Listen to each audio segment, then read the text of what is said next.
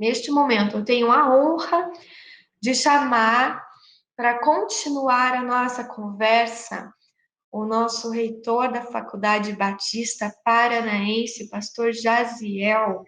Pastor Jaziel, é muito bom poder contar contigo. Agradeço muito porque o senhor aceitou o convite para estarmos juntos nessa tarde. Muito obrigada, que Deus abençoe sua fala. Boa tarde, Silvana. Boa tarde a todos e todas. Agradecimento também à Marina, que está traduzindo para Libras. Eu quero saudar especialmente os colegas pastores, pastoras que estão nos acompanhando. Saudar, além da Silvana, os demais diretores da Convenção Batista Paranaense e dizer da minha enorme alegria de poder estar aqui e compartilhar algo das Escrituras no que diz respeito a este tema que desde ontem tem sido trabalhado aqui pela diretora de Ação Social da Convenção Batista Paranaense. Eu quero ler um versículo da Sagrada Escritura, que está em Oséias, capítulo 4, versículo 6, que diz o seguinte: o meu povo foi destruído por falta de conhecimento. Uma vez que vocês rejeitaram o conhecimento, eu também os rejeito como meus sacerdotes. Uma vez que vocês ignoraram a lei do seu Deus, eu também ignorarei seus filhos. A palavra povo refere-se aos filhos de Israel como um todo. Refere-se aos indivíduos de quem esse todo é composto. Essas palavras do profeta expressam a destruição total, tanto do todo, como de cada um deles, e somando-se todas as pessoas. Essas pessoas são destruídas por falta de conhecimento. Isto é, o único conhecimento que realmente é real ou que é eterno, esse conhecimento da falta de Deus, esse conhecimento da lei de Deus e da vontade do seu Criador, eles haviam rejeitado. Da mesma forma, Isaías lamenta com palavras similares. Capítulo 6, versículo 3 do profeta diz assim: portanto, o meu povo foi levado para o cativeiro porque não tem conhecimento. Eles são destruídos por falta de conhecimento, pois o verdadeiro conhecimento de Deus é a vida da alma, a verdadeira vida, a vida eterna, como já diz o nosso Salvador em João 17:3. Esta é a vida eterna, que te conheçam, o único Deus verdadeiro e a Jesus Cristo, a quem enviaste. A fonte desta falta de conhecimento, que se tornou tão fatal para o povo, foi a rejeição voluntária, a rejeição espontânea, a rejeição natural deste conhecimento por parte deles. E por ter rejeitado o conhecimento, diz Deus, eu também te rejeitarei, para que você não seja sacerdote para mim. Deus marca a relação entre o desconhecimento e o castigo, retrucando-os, por assim dizer, em seus próprios atos, e com grande ênfase, eu te rejeitarei totalmente.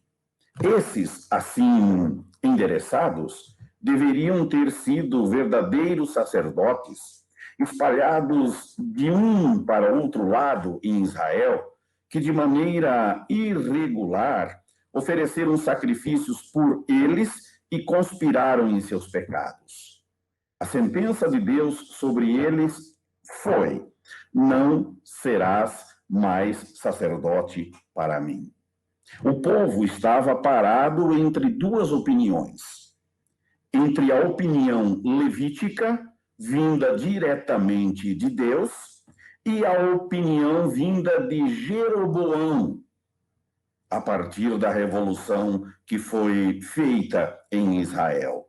E como eles titubearam, preferiram não conhecer, preferiram não entender a vontade de Deus e não se condoeram com a pobreza, com a opressão que o povo sofria, não se condoeram com os doentes, com os fracos, com os necessitados. Preferiram um certo status quo do que se preocupar com os outros. Eles compartilharam, então, na rejeição da verdade de Deus, que eles, ao mesmo tempo, dissimularam e se fizeram participantes de sua repressão. Eles desprezavam, e o texto diz que eles estavam com nojo do conhecimento de Deus, estavam enojados. Então Deus retribuiu o desprezo deles e tirou o ofício que, pelas suas conivências pecaminosas, eles esperavam reter. Uma triste situação, um triste momento, e não foi apenas este momento, mas em várias etapas do povo de Israel, em várias situações, os profetas tiveram de se levantar e mostrar ao povo que eles estavam se esquecendo das principais coisas ou dos principais elementos através dos quais o povo de Deus está embasado. O povo de Deus está alicerçado. E isso ocorreu cotidianamente na época do Antigo Testamento. É interessante que no Antigo Testamento nós não temos um chamado de Deus para a conversão do povo. Em primeiro lugar, porque todos já eram do povo de Deus. Iam se converter de quem para quem? Se todos eles já tinham conhecimento da lei de Deus e conhecimento do Senhor. Há um chamado para a obediência à lei e para a prática do social. Lá no Antigo Testamento não há ainda a conversão espiritual, porque isso só pode ser verificado após o sacrifício vicário e redentivo de Cristo na cruz do Calvário. Até o Pentecostes, quando da descida do Espírito Santo, nós não temos a possibilidade de usar aqueles elementos paulinos como justificação, conversão, regeneração, porque o sacrifício de Cristo precisava ser totalmente terminado com a sua ressurreição e ascensão, e o Espírito Santo precisava ser derramado. Mas é interessante que há um aspecto, uma espécie de conversão no Antigo Testamento para o qual Deus chama. Não é a conversão do pecado para Cristo, mas é a conversão de obedecer à lei e praticar a justiça. E quando se fala em praticar a justiça, está em voga a justiça social. É interessante que dentro da obediência a Deus estava o conhecimento e a demonstração do amor, da compaixão, da graça de Deus, que obviamente não é tão manifesta como em Jesus Cristo, mas já era demonstrada ao povo de Deus. Os profetas demonstram que o conhecimento de Deus não é um conhecimento como nós imaginamos, pois somos frutos da sociedade da cultura greco-romana. Nós somos frutos do cartesianismo, nós somos frutos do iluminismo, nós somos frutos da intelectualidade. E quando se fala em conhecimento hoje, se pensa apenas em uma aquisição né, mental de algo. Né? Aquecer-se, compreender algo que não estava entendido por mim. É apenas algo intelectual. Mas na Bíblia, conhecimento, especialmente na época dos profetas, ele vai além. Está atrelado à compaixão para com aqueles que necessitam. Os profetas sempre avisaram o povo, os líderes, os reis, os sacerdotes, e chamaram a atenção deles quando eles cometiam equívocos no que diz respeito à opressão, no que diz respeito à ajuda ao próximo, no que diz respeito ao estrangeiro, no que diz respeito àquelas pessoas que eram carentes e necessitadas, especialmente os pobres.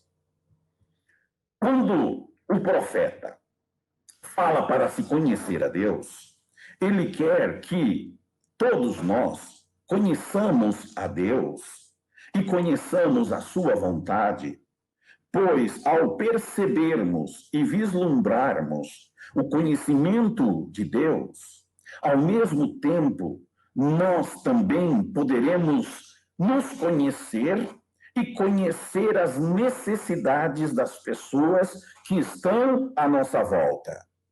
Não existe uma dissociação entre ambas as coisas. Elas não estão separadas. Alguém pode dizer, eu conheço a Deus. Pois bem, quem conhece a Deus vai conhecer a si mesmo, as suas necessidades, e vai conhecer a realidade que o cerca, vai conhecer as necessidades daqueles que estão à sua volta. Não somente daqueles que estão à sua volta, mas aqueles que estão à margem, aqueles que estão na periferia, aqueles que estão na pobreza, aqueles que estão doentes, aqueles que estão famintos, todos aqueles que são órfãos, aqueles que estão solitários, esperando de alguém alguma coisa, ou esperando da vida uma solução, quem vai abençoar aquela pessoa é aquele que conhece a Deus e, conhecendo a Deus, vai conhecer o seu potencial, vai conhecer a si mesmo, o seu potencial de que pode ajudar e vai se preocupar com a ajuda àqueles que estão necessitados, porque o ágape de Deus está derramado em nossos corações. Nós somos como que pequenos Cristos. Nós temos o Cristo e nós que somos chamados de cristãos, a palavra cristão quer dizer pequeno Cristo. Então nós somos pequenos Cristos. Como assim? Como Cristo agiu e fez, assim nós devemos fazer e agir. É interessante notar que Jesus Cristo, lá em o Novo Testamento, os evangelhos relatam de forma clara, límpida, concisa, né, de que ele não ficou no templo em Jerusalém, ele não ficava lá nas sinagogas discutindo com escribas e fariseus, embora em vários momentos ele esteve presente na sinagoga, mas a preocupação dele era estar junto com os pecadores, junto com os necessitados, junto com os perdidos. Tanto é que ele desenvolve uma grande parte do seu ministério lá no norte. Não em Jerusalém, mas lá no norte, na Galileia. E a Galileia era conhecida por ser uma região tremendamente necessitada de pessoas famintas, pessoas espoliadas, de pessoas desprezadas, de pessoas que eram rejeitadas pelos grandes e pelos ricos de Jerusalém. Eram os doentes. Quantos doentes Jesus curou? Quanto Jesus fez ali naquela região da Galileia? Ali brilhou a luz do Evangelho, brilhou a luz de Jesus Cristo, lá onde mais se precisava. Lá onde o povo estava mais necessitado. Ali raiou a luz. E não onde havia um conhecimento apenas intelectual, da lei, onde se discutia os acréscimos que eles fizeram através da tradição oral, e ficavam discutindo lá em Jerusalém sobre os jugos, né? O que nós poderemos colocar sobre o povo, o que nós poderemos ditar para o nosso povo, o que nós poderemos ministrar a este povo. Jesus, certa feita, diz que o texto diz em Mateus capítulo 9 que ele olhou as multidões e, olhando as multidões, ele viu aquelas pessoas como que ovelhas que não têm tido pastor. Eu não sei quantos de vocês já viram um pastor cuidando de ovelhas, mas quando se tem um pastor, as ovelhas todas vão seguindo o seu pastor. Existe aí na internet várias imagens, existem várias imagens a respeito de ovelhas seguindo o seu pastor. Elas não vão nem para a direita nem para a esquerda. Elas realmente seguem, não são rebeldes. As ovelhas são obedientes. Mas, quando não se tem pastor, as ovelhas se perdem.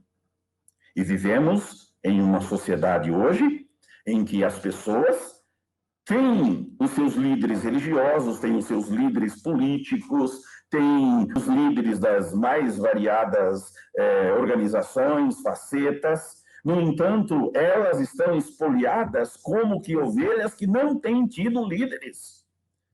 Estão sem pastoreio.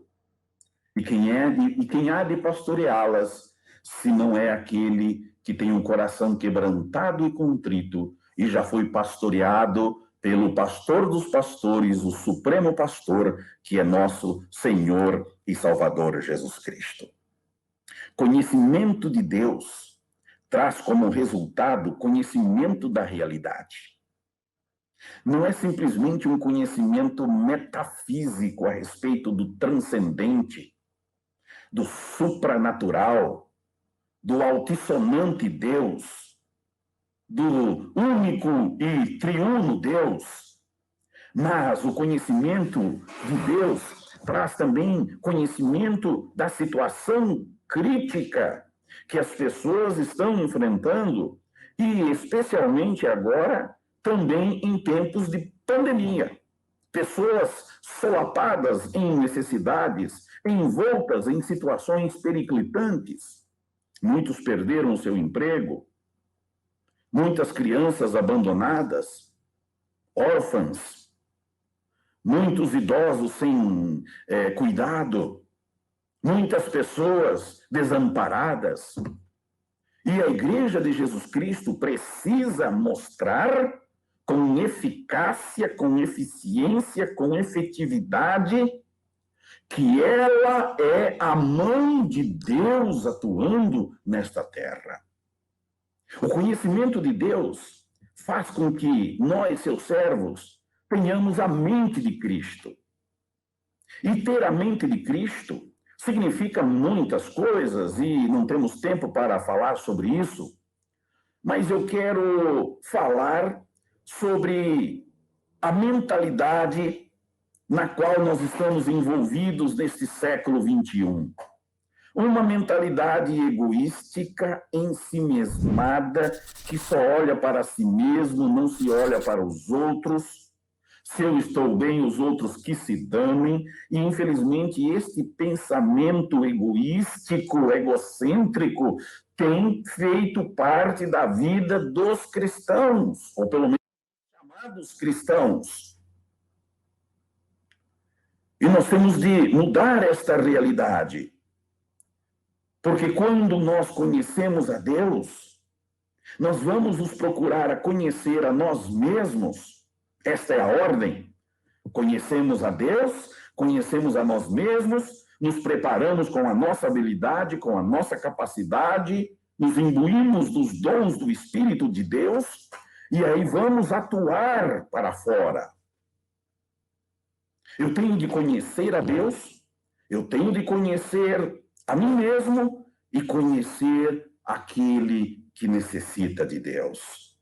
Pois evangelizar, missionar, trabalhar para o reino de Deus é alguém carente e necessitado levando pão para outra pessoa que também está carente e necessitada. Mas é um carente já alimentado, não apenas das migalhas que caem da mesa do Senhor Jesus Cristo, mas do pão vivo que veio do céu. E eu, um carente, necessitado cada vez mais deste pão que me alimenta, me fortalece, me soergue e me levanta, também irei trabalhar e ajudar aquele que está caído, aquele que está quebrado, aquele que está vilipendiado, aquele que está maltratado, solapado pela vida, solapado pelas circunstâncias, solapado pelos outros, enfim, na situação em que desesperadamente se encontram hoje, independentemente dos motivos. Nós não precisamos ficar discutindo de quem é a culpa.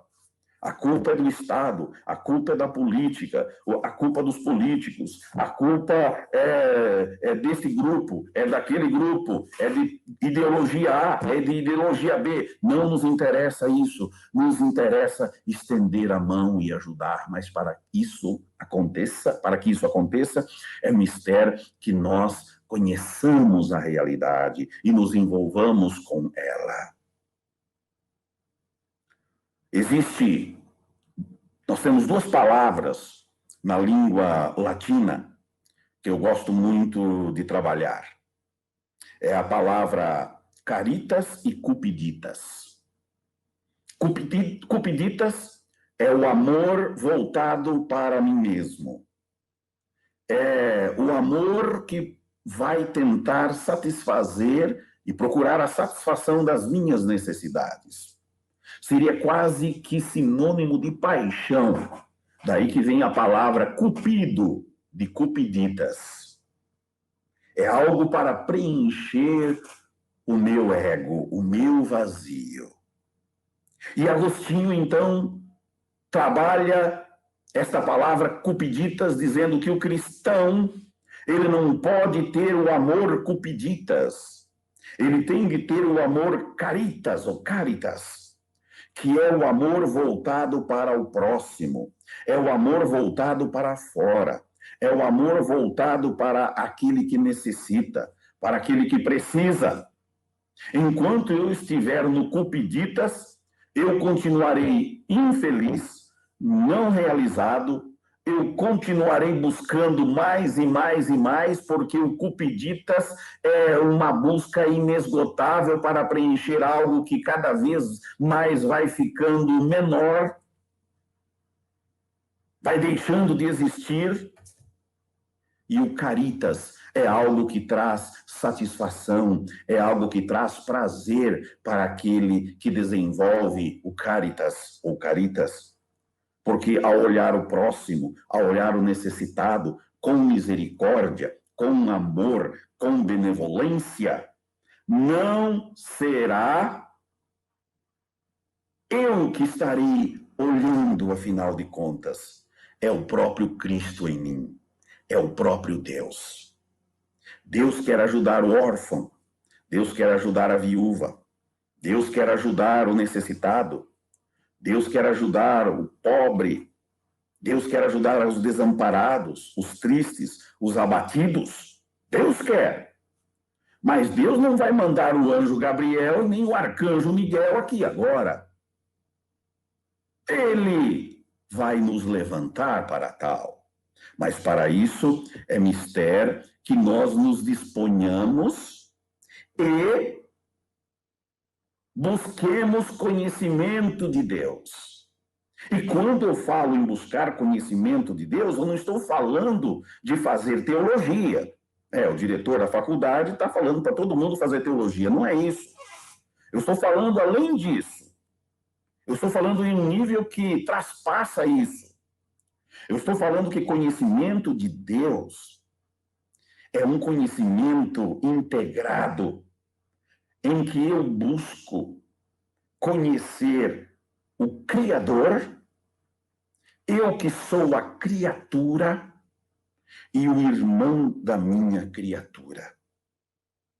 E para que eu conheça, eu preciso buscar ajuda. Para que eu tenha conhecimento, é preciso que eu faça cursos. É preciso que eu busque ajuda da Silvana na Convenção Batista Paranaense. É preciso que eu busque tantos que já falaram aqui ontem, hoje, e que são da área e que conhecem, porque são pessoas que têm compaixão como Jesus teve. Não adianta a gente ficar só falando do evangelho teórico e não colocarmos a mão na massa e fazermos o evangelho prático. Diz o texto em Mateus 9,35 que quando Jesus teve compaixão, a palavra ali usada é uma palavra de dores intestinais, de diarreia praticamente. Então Jesus ficou com diarreia de ver aquela multidão, deu dor de barriga nele, de ver aquela multidão como ovelhas que não tinham pastor. Tinham seus guias, tinham os seus líderes, tinham os seus políticos, tinham o Império Romano, mas todos eles furtavam o verdadeiro conhecimento deles. Os sacerdotes também, na época dos profetas, estavam voltados para o emaranhado de situações envoltas com o seu ofício, para si mesmos, para o ad intra, e não se importavam com o ad extra, com os outros, com os fracos, com os doentes, com os carentes, com os marginalizados pela sociedade da época. Esta sociedade egoística também hoje, na qual nós vivemos, ensimesmada, que nos ensina uma forma de ser e agir totalmente egocêntrica, tem feito com que a comunidade cristã, egoisticamente, também só olhe para o seu umbigo, para a sua programação, para as suas atividades internas, e não percebe as carências da misericórdia e da benevolência do altissonante Deus. Nós temos de conhecer verdadeiramente a Deus.